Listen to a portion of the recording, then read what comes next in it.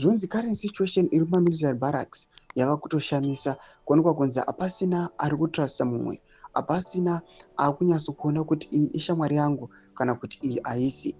The situation iri kuya panguva inoi ichiexposewa aiwa nevakomana ava vari close to the ranks, vari kuya panguva inoi vachiexposa kuti zvinhu hazvina kumira zvakanaka just because people they know what happened before, they know the script, and now havadi kuti history irepeat on themselves. Sanapera mashoko buda panguva inoi achitsanangurwa nepresident under 2030 pamusoro pezviri kuitika mumabarracks uko. Ndobva subscribe or like on the bell icon. Anoposta this picture amuri kuona kudanyura achiti alert to all military officers.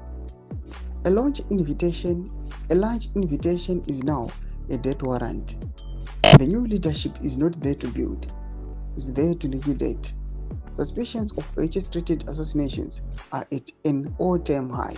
Do zvikashitoka panapa nachikora zvikananda achiti aiwa panguva ino even mabarracks ukatoinvitiwa kuti hande kulunch wautotanga kufunga kaviri katatu, ndoenda ndorega ndodya ndorega. Mashoko ari kuda panguva ino zviri kunyatsoratidza kuti hapasina ava kutrasta mumwe just because they know kuti anything can happen.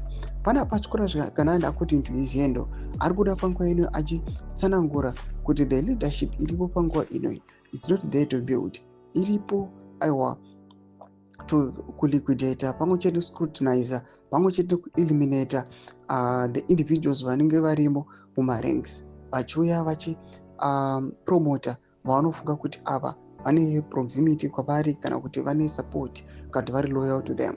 Madevelopments ari kubuda panguva inoi ari kuonekwa kunzi these assassinations threats ari kuonekwa kunzi they are very very high at the moment. Kuri kuonekwa kunzi mumwe nemumwe ari kuchikaonera ake ramangwana. Panakomesikiche medu zvafungura aimot kudi pamusoro pechitiko ichi. So subscribe or like cheta on the bell icon.